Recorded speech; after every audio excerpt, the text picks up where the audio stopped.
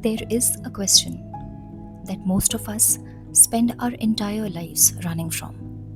Not because it's too difficult, but because the answer is too heavy to carry. The question is, if no one decided who you were supposed to be, if there is no destiny, no divine plan, no pre written script, then who are you? In 1945, a small, wall eyed man in Paris Cafe finished a trilogy of novels that most people have never heard of. He had written them through occupation, through war, through the moral collapse of an entire civilization. He had watched his countrymen collaborate with fascists and tell themselves, we had no choice. He did not believe them. His name was Jean Paul Sartre, and he believed with a ferocity that bordered on fury that human beings are never, ever without a choice. This series is about three novels, three acts of a single devastating argument. An argument that will ask you, personally, uncomfortably, and directly, what are you doing with your freedom? Jean Paul Sartre was not born brilliant and untouchable. He was born into loss. His father died when he was 15 months old. He grew up shy, bookish, physically unremarkable. One eye that drifted, thick glasses. A boy who learned very early that the world does not arrange itself around your comfort. He read everything. He fell in love with ideas the way some people fall in love with people, completely, dangerously, without an exit strategy. And then history arrived. In 1940, Germany invaded France. Sartre was captured, sent to a prison of war camp in Trier. He spent 9 months there, 9 months watching educated, civilized, reasonable men decide that survival was more important than dignity, that following orders was the same thing as having no choice. He came home, he sat back down in the cafe, and he wrote, not to escape what he has seen, but to prosecute it. In 1943, under Nazi occupation, Sartre published his Being and Nothingness, 800 pages, arguing that human beings are radically free. Think about the audacity of that man. While soldiers marched outside the windows, while neighbors reported neighbors, while an entire country rehearsed the words we had no choice, Sartre took up from his manuscript and said, no, you always have a choice. The question is whether you have the courage to admit it.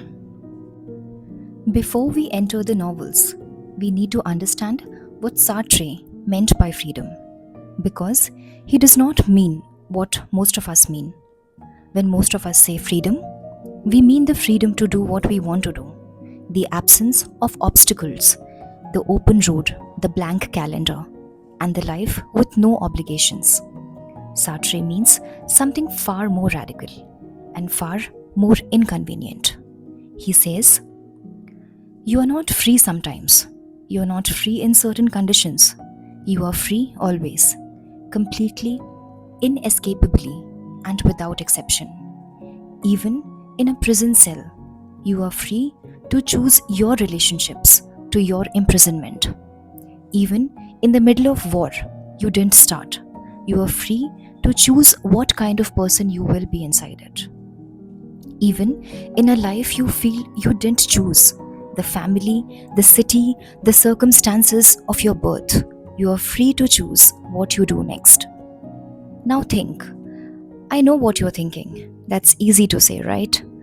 And you're right. It is easy to say. It is extraordinarily hard to live. Because here's what comes with that freedom. If you're always free, then you're always responsible. Not mostly responsible. Not responsible when it's convenient. Always. Sartre had a phrase for the stories we tell ourselves to escape that responsibility. He called it bad faith. Mauvaise foi. That's what it's called in French. Please excuse my pronunciation. The art of lying to yourself about the choices you are making. Bad faith sounds like I had no choice. That's just who I am. Everyone else was doing it. I am trapped. I'll figure it out later, maybe. Listen to those sentences carefully. And how many of them have you said this week? The trilogy you're about to enter is Sartre's attempt to dramatize what bad faith costs, not abstractly, not philosophically, in the blood and heat and mess of actual human lives. 3 books, 3 stages of reckoning. A man returning from freedom, a continent hiding from history, a soldier, at last, with nothing left to lose, discovering what freedom actually feels like. Meet Matthew, a 34-year-old philosophy teacher. Parisian, intelligent, brilliantly, almost painfully intelligent, and completely, elaborately, magnificently stuck. Not stuck in the way most people are stuck, trapped by poverty, by obligation, or by circumstances. Matthew has money enough, he has freedom enough, he has time enough. Matthew is stuck in a particular, exquisite way that very smart people get stuck. By thinking, of course. You probably know someone like Matthew. You might be someone like Matthew. The person who has read every book about commitment but never committed it to anything. The person who knows intellectually what a meaningful life looks like but finds reasons, subtle and sophisticated reasons, to keep that life at arm's length. The person who says, I am not ready yet. I'm keeping my options open. I don't want to be defined. Matthew has built an entire philosophy around this. He calls it freedom. Sartre is going to spend this entire novel showing us what it actually is. It's summer in Paris, and Matthew's girlfriend, Marcel, is pregnant. She wants to keep the child. Matthew does not. Not because he does not care about Marcel, not because he is cruel, but because having a child, committing to a child, would mean becoming a certain kind of person. A father, a provider, a man with obligations, larger than himself. And Matthew has spent entire adult life, carefully, obsessively refusing to become any particular kind of person. He needs money for an abortion, not a huge sum. But Matthew, this intelligent, educated, free man, doesn't have it. Because free people, in Matthew's philosophy, don't accumulate things, don't build things, don't plan. Freedom for Matthew has always meant travel light, commit to nothing, stay ready to leave. And now that philosophy has a price tag, and he can't pay it. So Matthew scrambles. He goes to his wealthy brother, Jacques, a bourgeois lawyer, married, settled, and comfortable. Everything Matthew has spent his life defining himself against. Jacques will give him money, but Jacques wants something in return, not the money back. He wants Matthew to admit something. He says to his brother, and this is one of the most devastating moments in the novel, you think you're free, but look at you. You're 34-year-old. You have been with the same woman for 7 years. You live in the same way you lived at 22. And you call that freedom. Jacques is not a philosopher. Jacques is not a particularly admirable man. But he's right. Matthew's freedom, his precious, obsessively protected freedom, has produced nothing. Not liberation, not creativity, not joy.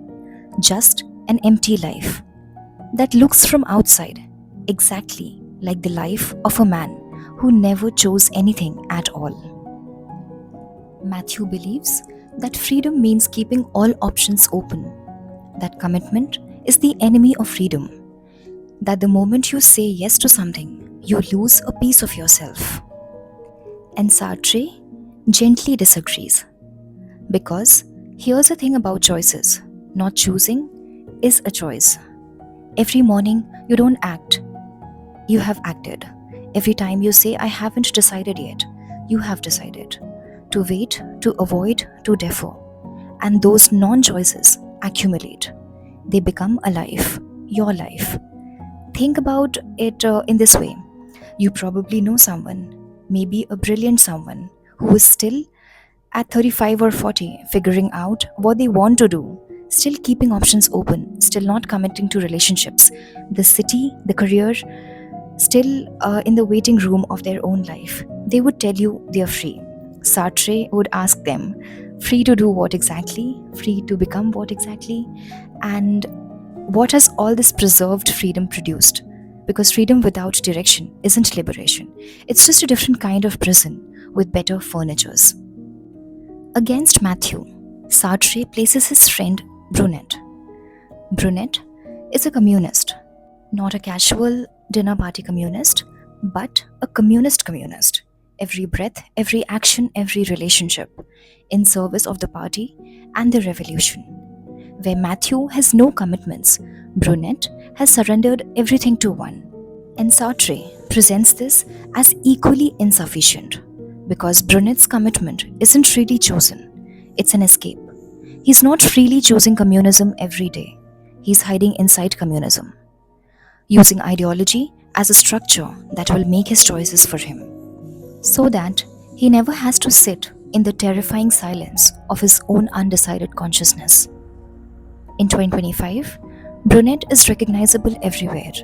The person whose entire identity is their political tribe, who thinks whatever their side thinks, feels whatever their side feels, and hates whoever their side hates. The person who has outsourced the exhausting work of individual moral judgment to a collective that will do it for them.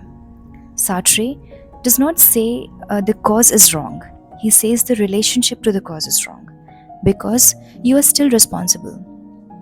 Even inside a movement, even following orders, even when everyone around you agrees, you are still responsible. There's a third character in the story, Ivish, a young Russian student, wild, unpredictable, alive in the way that Matthew is not. Matthew becomes fascinated, obsessed with her, and Sartre is precise about why. Matthew doesn't just want Ivish, he wants what she represents: the feeling of being fully present, of being someone who acts instead of someone who watches himself almost act. He wants her gaze, he wants to see himself reflected in her eyes as someone vital, someone real. And here we hit one of Sartre's most piercing observations. We often pursue other people, not for who they are, but for the versions of ourselves we see in their eyes. We want their gaze to construct us, to make us real, to save us from the work of defining ourselves. Think about the relationships in your life that felt like they were about the other person, but were actually about who you became when you were around them. The partner who made you feel interesting, the friend who made you feel brave, the mentor whose beliefs in you felt more real than your beliefs in yourselves. Now, there's nothing wrong with that unless it becomes a substitute for the internal work. Unless you need their eyes because you've stopped trusting your own. Ivish inevitably rejects Matthew because you cannot build a self on someone else's gaze. It's not a foundation, it's a mirror, and mirrors crack. The summer ends. Matthew got the money eventually from a source that costs him more in dignity than did in principle. Marcel had the abortion and then she left him. She married someone else, a man who offered her not freedom but presence, not philosophy but commitment. Matthew is alone. Ivish has rejected him. His brother sees him as a failure wearing a philosophy. His best friend Brunet is disappointed in his refusal to commit to anything. And Matthew, this free man, this uncommitted, unentangled, perfectly free man, has never felt more like a prisoner. Now, Sartre is not being cruel to Matthew. He loves Matthew. He is Matthew in many ways. The intellectual who sees everything clearly and feels everything from behind glass. But the novel is merciless about one thing. Freedom is not the absence of commitment. Freedom is not the rejection of responsibility. Freedom is not keeping every door open so that you never have to walk through one. Real freedom, authentic freedom, is the terrifying, exhilarating act of choosing something fully, knowing you might be wrong, knowing it will cost you something, choosing anyway. And Matthew, at the end of the summer, still hasn't learned that. Not yet, at least. History is about to teach him. In the next part, the personal story becomes a historical one. The summer is over, and something is moving across Europe. Something that will not wait for Matthew to finish figuring himself out. Sartre will take us to the 8 most anxious days of 1938, the days when the world held its breath and then exhaled in relief too soon. We will meet the same characters, but the history has changed the stakes.